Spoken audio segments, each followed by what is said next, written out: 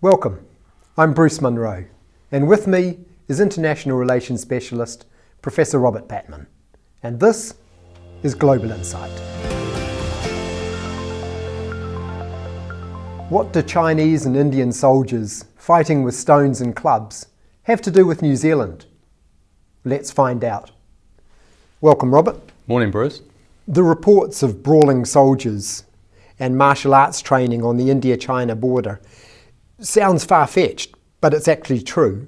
What's going on? Well, on the 15th of June, Bruce, there was a clash between Chinese and Indian soldiers in the Galwan Valley in the disputed Himalayan territory of Ladakh. And something like 20 Indian soldiers were killed, and it's believed up to 6 Chinese soldiers were killed, and there were also casualties. Now, this dispute, it should be noted that both countries, China and India, signed an agreement in the mid-90s not to use any arms or explosives. They're not equipping their respective militaries in this disputed area with that sort of equipment. But those sort of casualties were killed apparently by iron bars, stones and hand-to-hand fighting. Beyond that dispute on that particular border, what's the state of relations between India and China? Very tense. Both sides have disputes in that area, and there's quite a history to this. The two countries, as far as we know, they haven't had any casualties for 45 years or so in that area, but both countries regard this piece of real estate as strategically important, both economically and militarily. And there's no signs that either are backing down. And the Chinese said the incident was due to the fact that the Indians were pushing their territorial claims in an unacceptable fashion, essentially. So is the tension between India and China is just about this particular border, or are there other things going on? This has become a flashpoint, but it's fair to say that the relationship between India and China has been very strained for many years. And one of the reasons that India has developed nuclear weapons is partly as a strategic counterweight to China as well as Pakistan. And it's also got to be said that the tensions between the two countries, which have reached flashpoint recently, are very worrying, because they both are the most populous countries in the world, and they both have nuclear weapons. And that led to the UN chief, Mr. Guterres, Antonio Guterres, asking both sides to exercise restraint. And apparently both sides, the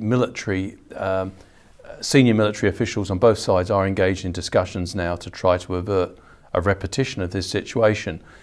The situation, in other words, has conditions that lead many observers, like the UN chief, Secretary General, to worry, because it clearly could escalate, and it could drag. It may not just be between India and China, but both countries. India, for example, is closely aligned now with the United States, so there's potential for escalation. Tell us some more about that. How is it playing out on the world stage? How are different groups lining up behind these two? Well, I think at the moment the major concern seems to be to try to persuade both sides to dampen down their tensions, and that's certainly the message coming from the UN Secretary General and his staff.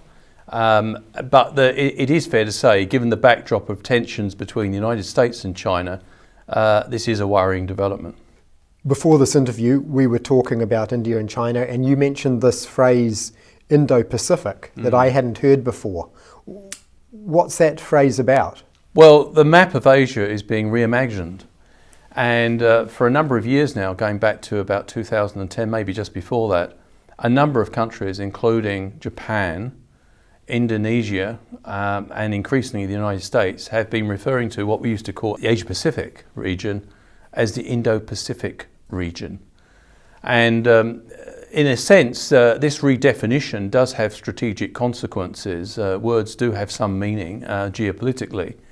China does not like the term at all, and seems to be allergic to it, and refers to the Asia-Pacific.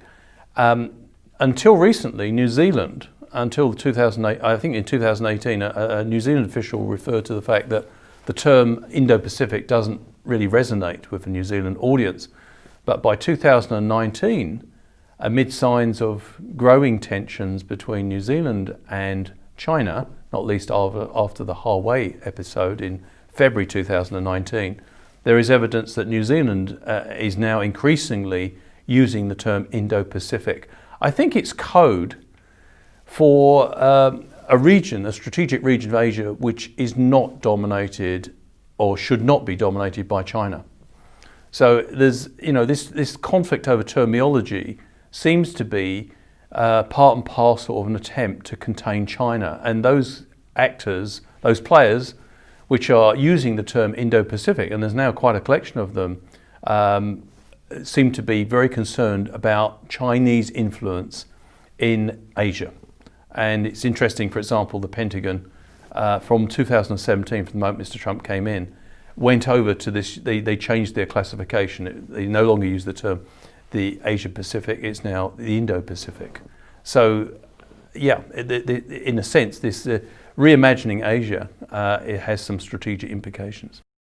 And New Zealand, as far as you can tell, we're shifting towards that phrase, and that's reflects a shifting in our allegiances, or what?